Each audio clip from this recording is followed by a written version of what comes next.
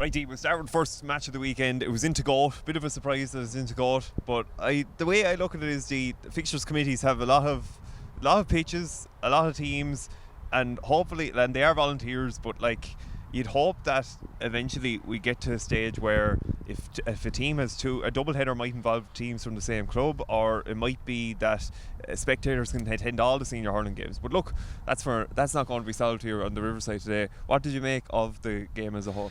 Well, just to further your point, Michael, I suppose the two teams probably drove by 10 pitches to get to Goat. I don't think there was a match in Belfield on Friday night, so it was possible that Belfield could have been used, maybe. I'm not too sure. Even into Goat, it's probably a sandy pitch. There was lots of sidelines and they didn't go 2-3 yards, so that kind of affected it. And then the wind also affected the game, It was a poor game, Michael, to be completely honest with you. 1-5 half time, 2-10 to 2-10 at the end. There's poor striking from both sides, and the draw really does nothing for either team. This game probably came too early in the championship. It was built up to be whoever wins this will go on and hopefully finish fourth or get higher in the group, and now both teams are left scratching their heads as to looking at upcoming fixtures to see where can they pull points out of.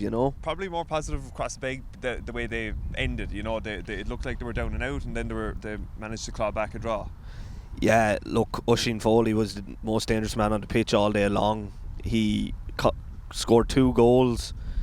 He also was in for another goal, and Owen Moore cynically just took one for the team and pulled them down. But look, the pressure is mounting now on Colin Sunderland. You'd have to say the draw here probably didn't suit Oulart, and the Camogie team also had a bad result there recently enough. So look, the pressure's on him, and he's going to have to try get out of that pressure now. Big blow with Sean Murphy's injury.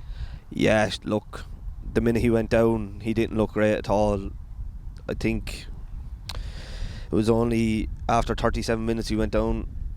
It looked to be a hamstring injury. Sean only back this year, He was playing the sweeper role for the Martins. He was playing it quite well, and then he went down and didn't look comfortable at all. And look, you'd have to presume he's gone now for a few rounds anyway, because we talked about the structure of the championship last week, and teams this week are just going to be recovering after the first match. There won't be any time to work on touch, or even there won't be time now for Oulart to even try fill in and get a free man to get used to that position. So look, they're going to have to come up with something to improve on that anyway. No bother. D, let's have a look at another Group B game. This was between the Ferns and the Shells. 20 points to 18 it finished. Ferns emerging victorious.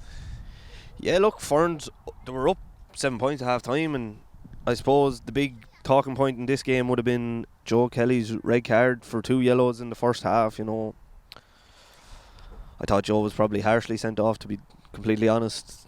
Look, the first one was definitely a yellow, but I suppose when you're on the yellow you have to be a bit careful, and Joe took a swipe at the ball, missed the ball, and I suppose he connected with the man, and that ended up with him being sent off.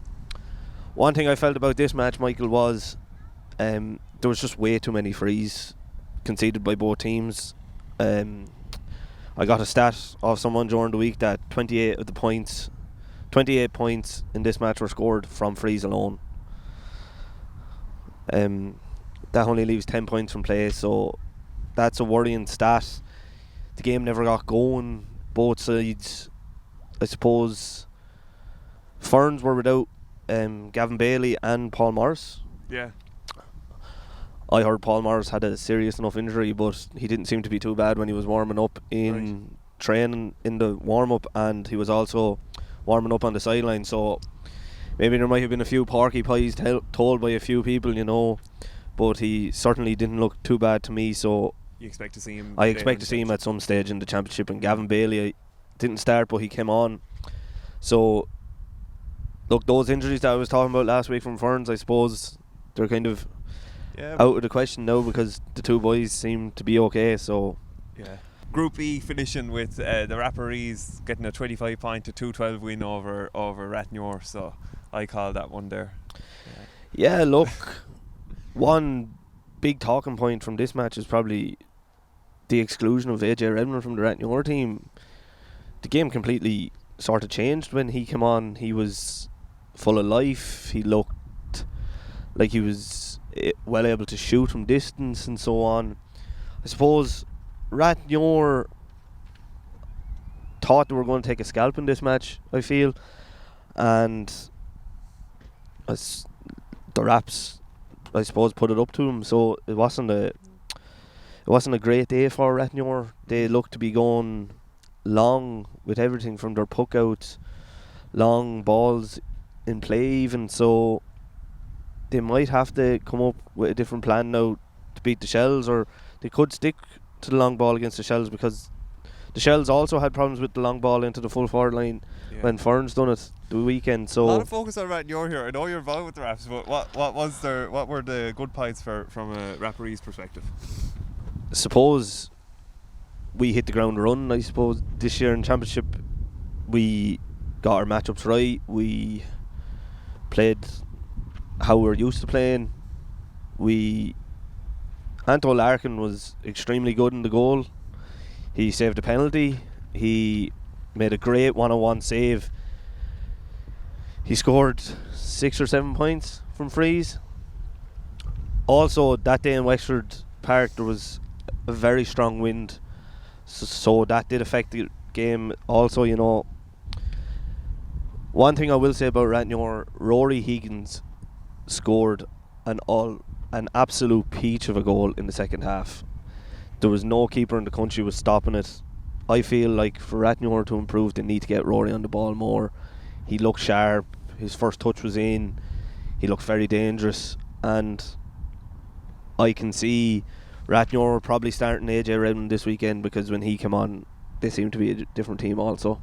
Right, let's have a look at Group A there, Dermot. This was an 18-point apiece draw there between Glenbarntown and the Fife Harriers. Coming into this, I thought Glenbarntown were going to be struggling, but obviously with the Harriers down a few and going abroad, then it resulted in Glenbarntown being come back up. But like looking at Glenbarntown, like they have been, a lot of their players are depleted this year. You know, they thought that this was going to be about a survival, and they managed to eke out the draw. What did you make of the game?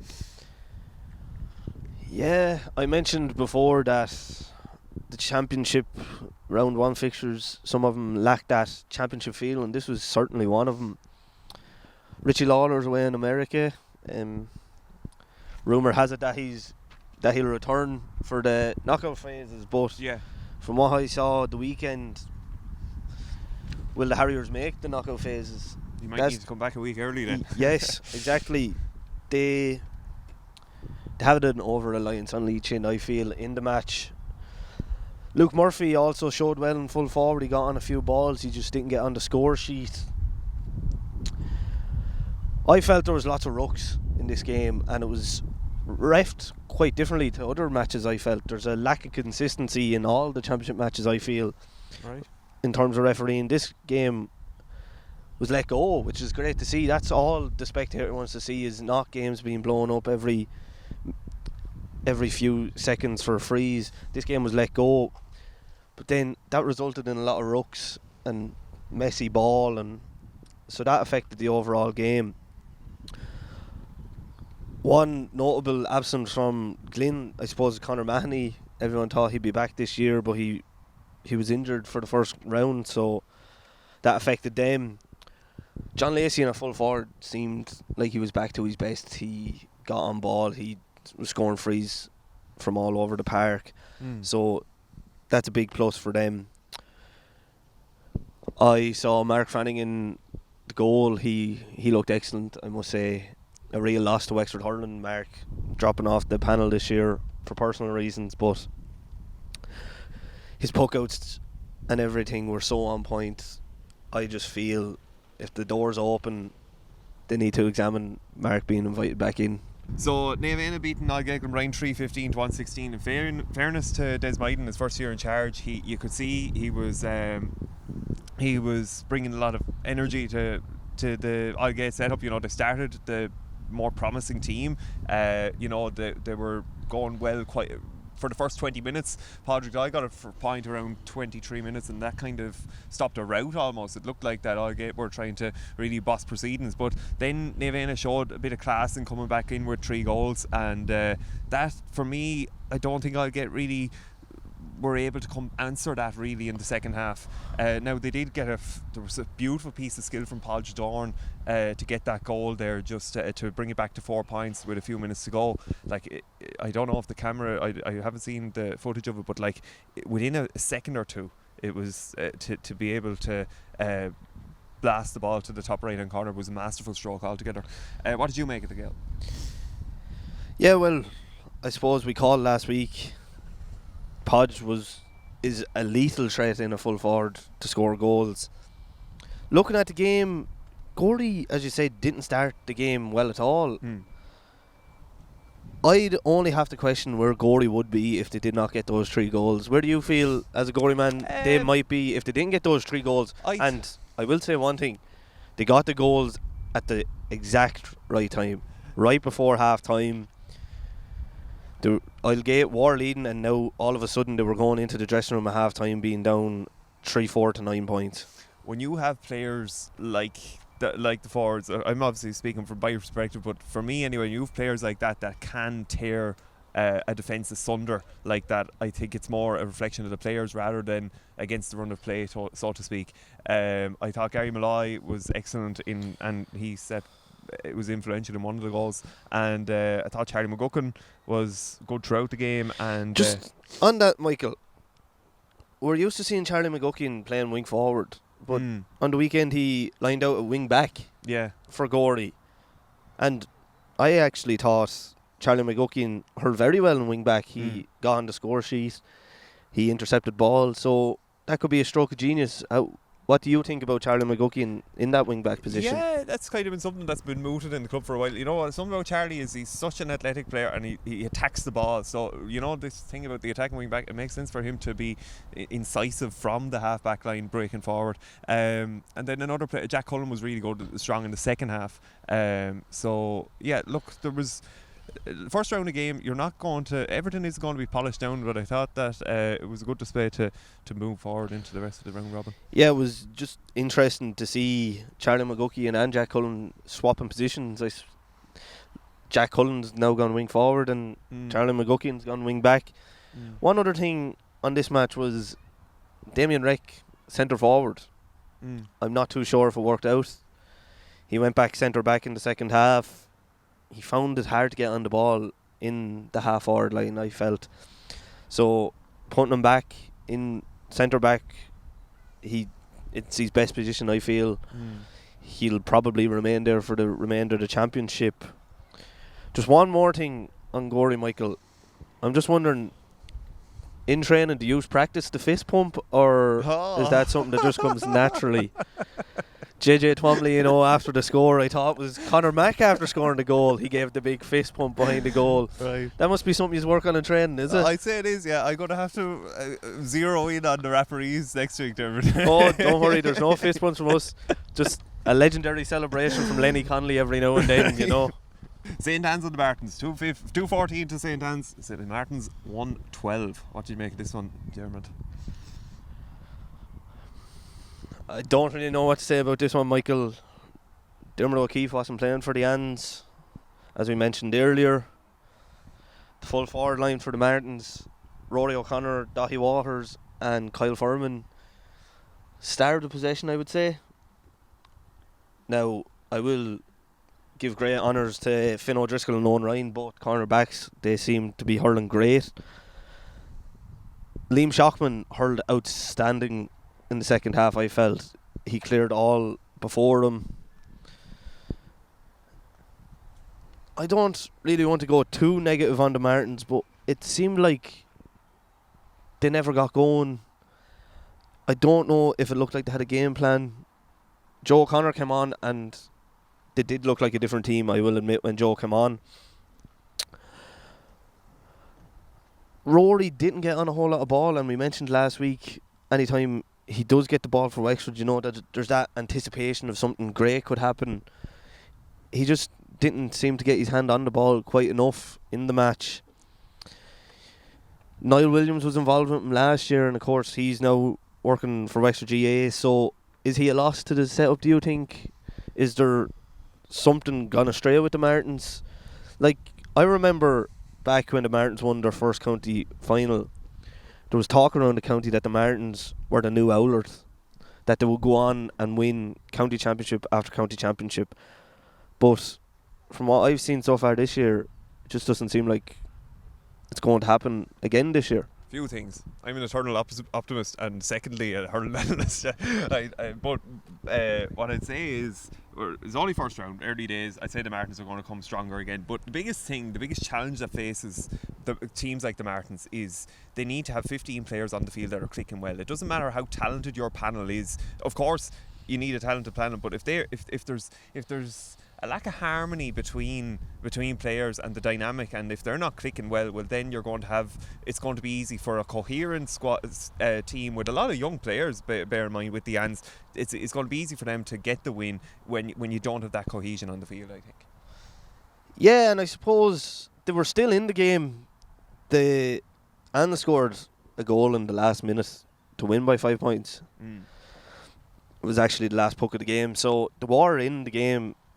There is positives for the Martins to take out of the game, but I just feel the Ans hurled phenomenally also.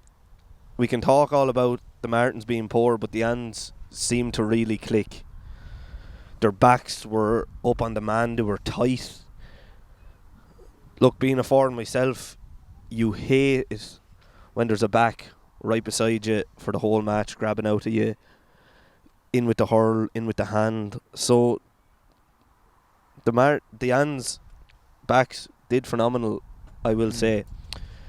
Look, going away from the games, I suppose just an overview of a few of the games this year in the first round.